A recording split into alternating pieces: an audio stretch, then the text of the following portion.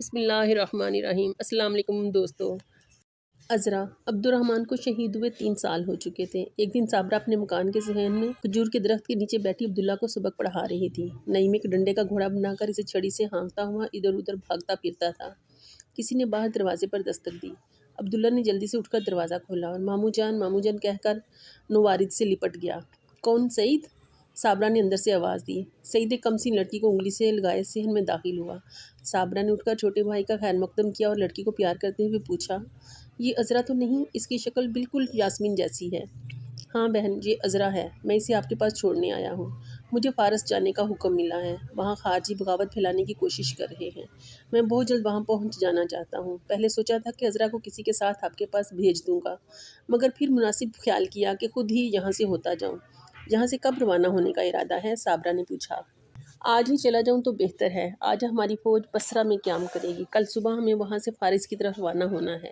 عبداللہ والدہ کے پاس کھڑا یہ باتیں سن رہا تھا۔ نعیم جو کچھ دیر پہلے ایک لکڑی کی چھڑی کو گھوڑا سمجھ کر دل بہلا رہا تھا، عبداللہ کے پاس آ کھڑا ہوا۔ سعید نے نعیم کو اٹھا کر گلے سے لگا لیا، پیار کیا اور پھر ہمشیرہ سے باتیں کرنے لگا۔ نعیم پھر کھیل کود میں مصروف ہو گیا، لیکن تھوڑی دیر کے بعد کچھ سوچ کر عبداللہ کے پاس آ گیا اور عذرا کی طرف غور سے دیکھنے لگا۔ وہ کچھ کہنا چاہتا تھا لیکن حیا کی وجہ سے خاموش رہا۔ تھوڑی دیر بعد اس نے جرأت سے کام لیا اور عذرا سے مخاطب ہو کر پوچھا، تم بھی گھوڑا لو گی؟ عذرا شرما کر سعید کے پیچھے چھپ گئی۔ جاؤ بیٹا، سعید نے عذرا کے سر پر ہاتھ پھیرتے ہوئے کہا، اپنے بھائی کے ساتھ جا کر کھیلو۔ عذرا شرماتی ہوئی آگے بڑھی اور اس نے نعیم کے ہاتھ سے چھڑی پکڑ لی۔ دونوں صحن کی دوسری طرف جا کر اپنے اپنے لکڑی کے گھوڑوں پر سوار ہو گئے اور بے تکلفی سے باتیں کرنے لگے۔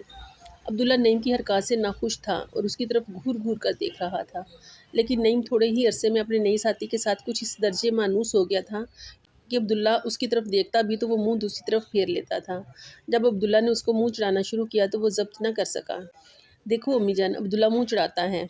ماں نے کہا، نہ عبداللہ، اسے کھیلنے دو۔ عبداللہ سنجیدہ ہوا تو نعیم نے منہ چڑھانا شروع کر دیا۔ عبداللہ نے تنگ آ کر اس کی طرف سے منہ پھیر لیا۔ عذرا کی کہانی صابرہ سے مختلف نہ تھی۔ وہ ان لوگوں میں سے تھی جو ہوش سنبھالتے ہی اپنے والدین کے سائے سے محروم ہو جاتے ہیں۔ عذرا کا باپ ظہیر فسطاط کے سرکردہ لوگوں میں سے تھا۔ اس نے 20 سال کی عمر میں ایرانی نسل کی ایک حسین لڑکی یاسمین سے شادی کی تھی۔ یاسمین کی سہاگ کی پہلی رات تھی۔ وہ اپنے محبوب شوہر کے پہلو میں امنگوں کی ایک نئی دنیا بیدار کر رہی تھی۔ کمرے میں چند شمعیں جل رہی تھیں۔ یاسمین اور ظہیر کی آنکھوں میں خمار تھا، لیکن وہ خمار نیند کے خمار سے بہت مختلف تھا۔ ظہیر پوچھ رہا تھا، یاسمین سچ سچ بتاؤ، تم خوش ہو نا؟ دلہن نے انتہائی مسرت کی حالت میں بولنے کی بجائے نیم بار آنکھیں اوپر اٹھائیں اور پھر جھکا لیں۔ ظہیر نے پھر وہی سوال کیا۔ یاسمین نے شوہر کی طرف دیکھا، حیا اور مسرت کی گہرائیوں میں کھوئے ہوئے ایک دل فریب تبسم کے ساتھ اس کے منہ پر ہاتھ رکھ دیا۔ یہ بھولا بھالا سا جواب کس قدر معنی خیز تھا۔ اس وقت جب کہ رحمت کے فرشتے مسرت کا گیت گا رہے تھے اور یاسمین کا دھڑکتا ہوا دل ظہیر کے دل کی دھڑکن کا جواب دے رہا تھا، الفاظ کس قدر بے حقیقت معلوم ہوتے تھے۔ ظہیر نے پھر اپنا سوال دہرایا، پہلے اپنے دل سے پوچھو۔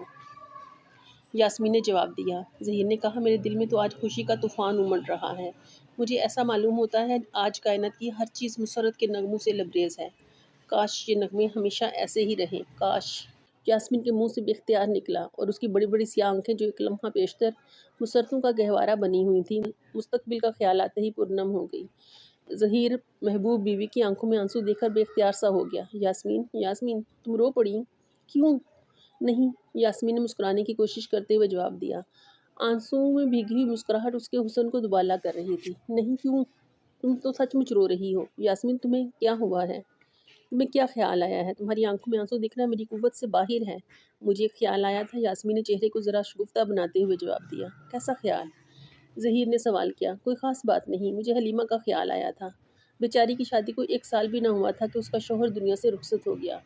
ظہیر نے کہا، میں ایسی موت سے بہت گھبراتا ہوں۔ بیچارے نے بیماری کی حالت میں بستر پر ایڑیاں رگڑ رگڑ کر جان دی۔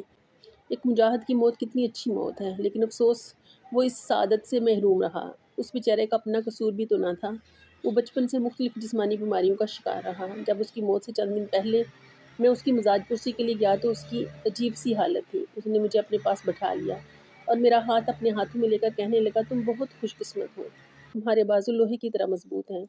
تم گھوڑے پر چڑھ کر میدان جنگ میں دشمنوں کے تیروں اور نیزوں کا مردانہ وار مقابلہ کرتے ہوگے، لیکن میں یہاں پڑا ایڑیاں رگڑ رہا ہوں۔ دنیا میں میرا ہونا نہ ہونا برابر ہے۔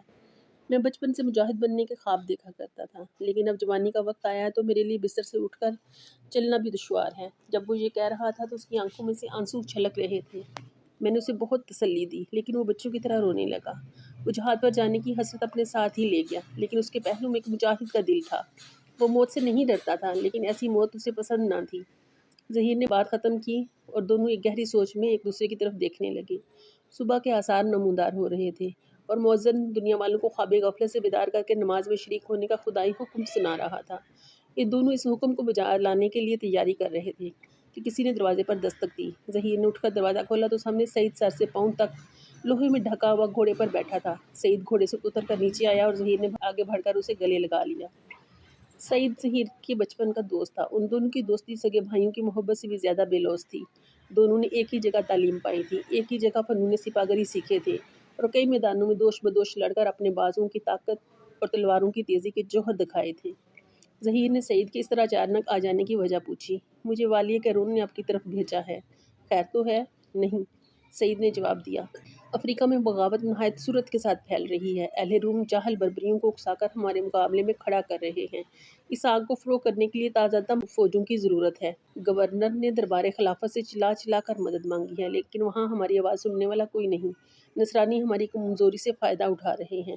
ان حالات پر قابو نہ پایا گیا تو ہم اس وسیع خطۂ زمین کو ہمیشہ کے لیے کھو بیٹھیں گے۔ گورنر نے مجھے آپ کے پاس بھیجا ہے اور آپ کے نام یہ خط دیا ہے۔ ظہیر نے خط کھول کر پڑھا۔ مضمون یہ تھا: سعید تمہیں افریقہ کے حالات بتا دے گا۔ ایک مسلمان ہونے کی حیثیت سے تمہارا فرض ہے کہ جس قدر سپاہی فراہم کر سکو ان کو لے کر فوراً پہنچو۔ میں نے ایک خط دربار خلافت میں بھی بھیجا ہے، لیکن موجودہ حالات میں جبکہ اہل عرب طرح طرح کی خانہ جنگی میں مبتلا ہے، مجھے وہاں سے کسی قسم کی مدد کی امید نہیں۔ تم اپنی طرف سے کوشش کرو۔ ظہیر نے ایک نوکر کو بلا کر سعید کا گھوڑا اس کے حوالے کیا اور اسے اپنے ساتھ مکان کے ایک کمرے میں لے گیا۔ اس کی آنکھوں سے شب عروسی کا خمار اتر چکا تھا۔ اس نے دوسرے کمرے میں جا کر دیکھا یاسمین بارگاہ الہی میں سر بسجود تھی۔ دل کو گونا مسرت ہوئی۔ واپس سعید کے پاس آ کر کھڑا ہو گیا اور کہنے لگا: سعید، میری شادی ہو چکی ہے۔ مبارک ہو۔ کب؟ کل۔ مبارک ہو۔ سعید مسکرا رہا تھا، لیکن اس کی مسکراہٹ اچانک پژمردگی میں تبدیل ہونے لگی۔ وہ دیرینہ دوست کی آنکھوں میں آنکھیں ڈال کر دیکھ رہا تھا۔ اس کی نگاہ میں سوال تھا کہ کہیں شادی کی خوشی نے اسے جذبہ جہاد سے تو عاری نہیں کر دیا۔ تو دوستو، یہ تھی آج کی قسط۔ امید ہے آپ کو پسند آئی ہوگی۔ اپنی قیمتی آراء اور تجاویز کا اظہار کامنٹ باکس میں ضرور کیجیے گا۔ ویڈیو کو لائک اور شیئر کریں اور چینل کو سبسکرائب بھی کر دیں۔ تو ملتے ہیں اگلی قسط میں، تب تک کے لیے میرے سونے رب دے حوالے۔